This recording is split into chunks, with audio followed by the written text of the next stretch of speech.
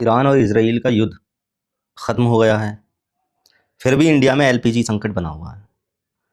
भारत में एलपीजी जो 60% आयात होता है वो मिडिल ईस्ट से होता है।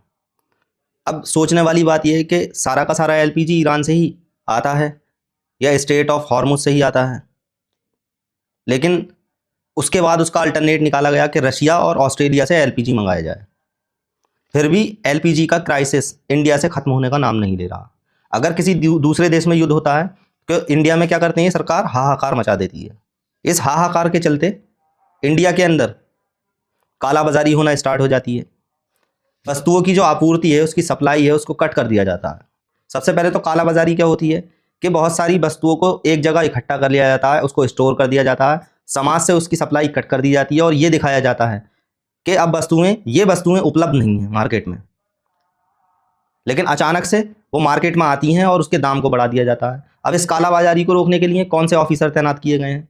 डिस्ट्रिक्ट में जो सबसे बड़े ऑफिसर होते हैं डिस्ट्रिक्ट मजिस्ट्रेट, फिर जो सप्लाई ऑफिसर होते हैं जिनको हम डीएसओ बोलते हैं, डिस्ट्रिक्ट सप्लाई ऑफिसर, उनका ये कार्य, उनका ये फंक्शन होता है कि डिस्ट्रिक्ट के अंदर, जिले के अंदर जो वस्तुएं आम आदमियों को चाहिए उसकी सप्लाई की जाए।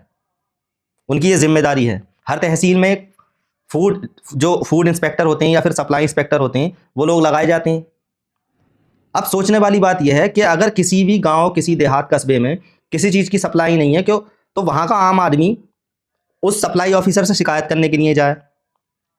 या फिर सोचने वाली बात यह है कि उस ऑफिसर को जब उस कुर्सी पर बैठाया गया तो उसकी जिम्मेदारी तो यही है कि वो अपने नीचे बैठे हुए सबऑर्डिनेट से रिपोर्ट मांगे। दूसरी बात यह है कि कालाबाजारी रुक नहीं रही है। आज किसी चीज़ का प्राइस, किसी चीज़ का मूल्य 10 रुपये होता है तो कल हम सुबह जब उठते हैं तो उसका मूल्य 13, 14, 15 रुपये हो जाता है, क्योंकि उन चीज़ों को स्टोर कर लिया गया है। सरकार इसकी निगरानी नहीं कर पा रही है, उनका ऑफिसर, उनका प्रशासन निगरानी नहीं कर पा रहा है। परेशान कौन हो रहा है? आम आदमी, आम जनता। भैया सिलेंडर नहीं मिल पा रहा है आम जनता को।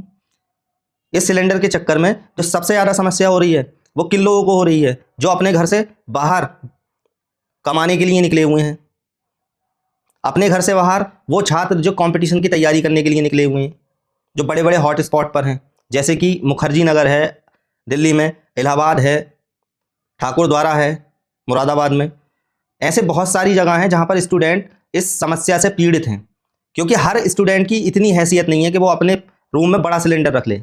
वो रिटेल में ही लेते हैं, 2, 4, 5 किलो गैस ले लेते हैं। वो गैस मिल नहीं पा रही है। और कुछ जगह पर तो ये भी देखने को आया है कि जो बाहर लगे, जो छोटे छोटे ढाबे होते हैं, खाने के होटल होते हैं, वहाँ पर जो ऑफिसर हैं उनके सिलेंडर उठा उठा कर लेके जा रहे हैं। उनकी टीम आती है ज़िले से, तो भाई वो अपनी आजीविका कैसे चलाएंगे? इसका कोई लॉजिक नहीं है कि वो उनके सिलेंडर उठा कर लेके जा रहे हैं।